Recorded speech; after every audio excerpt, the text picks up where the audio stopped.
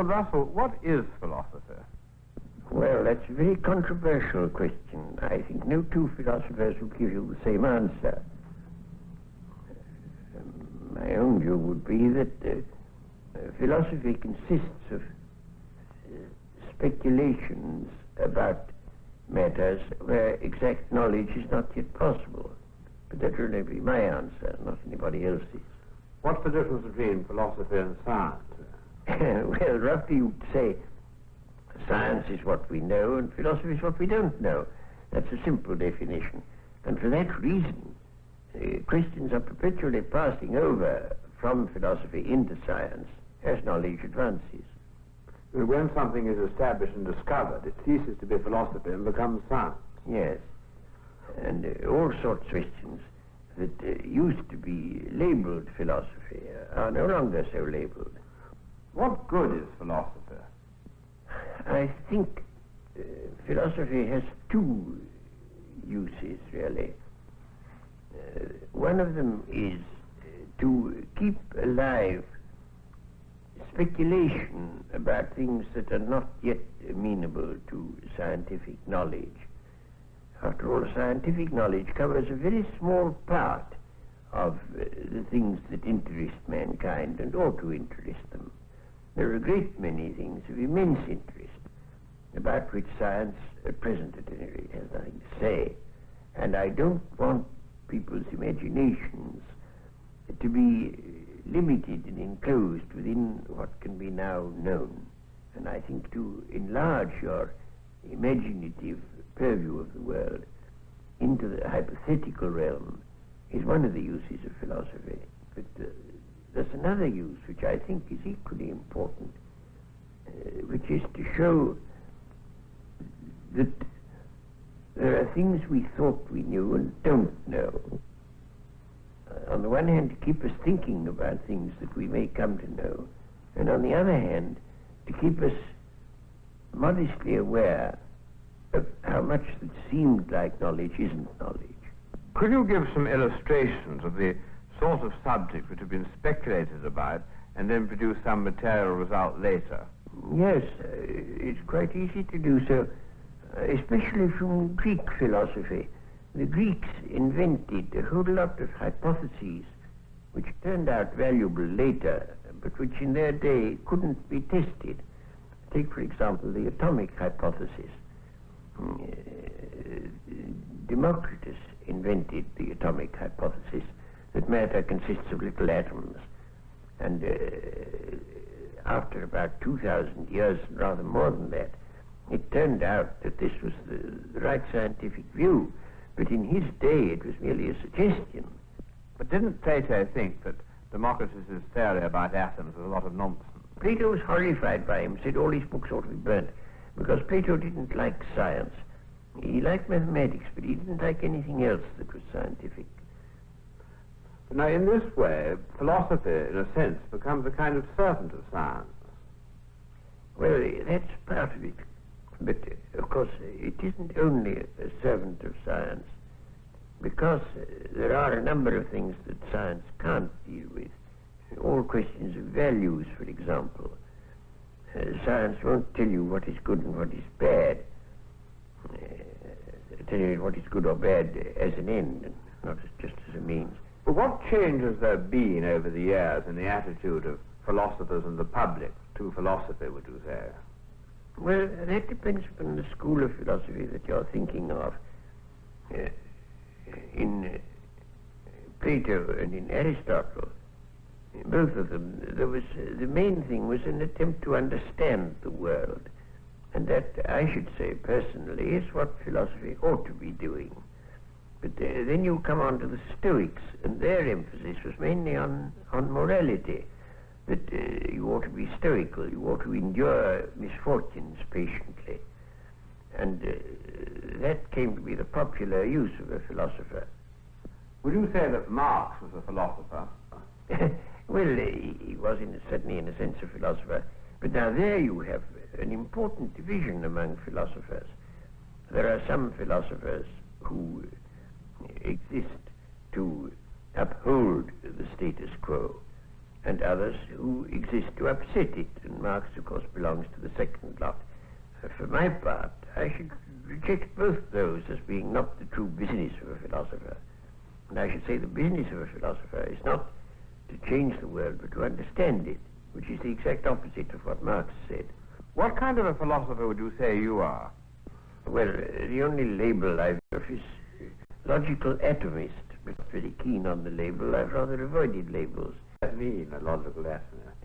It means, in my mind, that the way to get at the nature of any subject matter you're looking at is analysis, and that you can analyze until you get to things that can't be analyzed any further, and those would be logical atoms. I call them logical atoms because they're not little bits of matter. They're the, so to speak, ideas out of which a thing is built up. What is the main trend of philosophy today? Well, one would have to distinguish there between English-speaking countries and continental European countries. The trends are much more separate than they used to be, very much more. In English-speaking countries, and especially in England, there is a new philosophy which has arisen, I think, through the desire to find a separate field for philosophy. In what I was saying a moment ago, it would appear that philosophy is merely incomplete science, and there are people who don't like that view. They want to have science have a sphere, philosophy have a sphere to itself. That has led them into what you may call linguistic philosophy, that the important thing for the philosopher is not to answer questions, but to get the meaning of the questions quite clear. I can't myself agree to that view, but I could give an illustration. I was once bicycling to Winchester, and I lost my way, and I went to a village shop, and I said, can you tell me the shortest way to Winchester? And the man I asked called to a man in a back region whom I couldn't see. Gentleman wants to know the shortest way to Winchester. And the voice came back, Winchester? Aye.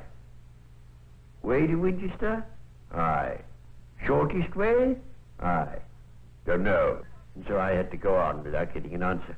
Well, that is what Oxford philosophy thinks one should do. We get the question right, never mind about the answer. Yes, it's somebody else's business to give the answer. How does this differ from the continental approach? The continental approach is, well, it's more full-blooded. I don't agree with it anymore, but in a sense it's much more full-blooded and much more like philosophies of earlier times. There are various kinds. There's the philosophy that comes from Kierkegaard, existentialism, and then there are philosophies designed to provide apologetics for traditional religion. There are various things of that sort. I don't think myself that there's anything very important in all that. What practical use is your sort of philosophy to a man who wants to know how to conduct himself? A great many people write to me saying they are now completely puzzled as to how they ought to conduct themselves because they've ceased to accept the traditional signposts to right action and don't know what others to adopt. And I think that the sort of philosophy I believe in is useful in this way, that it enables people to act with vigor when they're not absolutely certain that that is the right action. I think nobody should be certain of anything. If you're certain, you're certainly wrong, because nothing deserves certainty. And so one ought always to hold all one's beliefs with a certain element of doubt, and one ought to be able to act vigorously in spite of the doubt. After all, this is what a general does when he's planning a battle.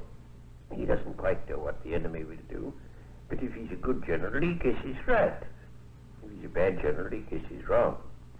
But one has, in practical life, to act upon probabilities. And what I should look to philosophy to do is to encourage people to act with vigor, without complete certainty. Yes, but now, how about this business, though, of making people so uncertain about things they'd sort of believed and had faith in? Doesn't that rather disturb them? Well, it does for a time, of course. And I think a certain amount of disturbance is an essential part of mental training.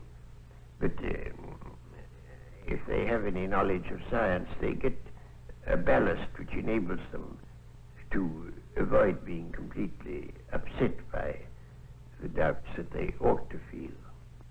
What do you think is the future of philosophy?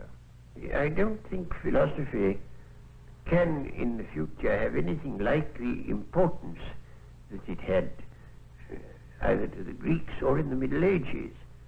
I think the rise of science inevitably diminishes the importance of philosophy. Well, would you summarize the value of philosophy?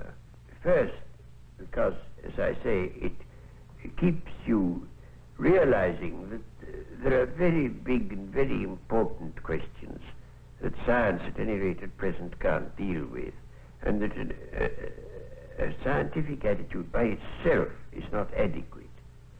And the second thing it does is to make people a little more modest intellectually and aware that a great many things which have been thought certain turned out to be untrue, and that there's no shortcut to knowledge, and that the understanding of the world, which to my mind is the underlying purpose that every philosopher should have, that is a very long and difficult business about which we ought not to be dogmatic.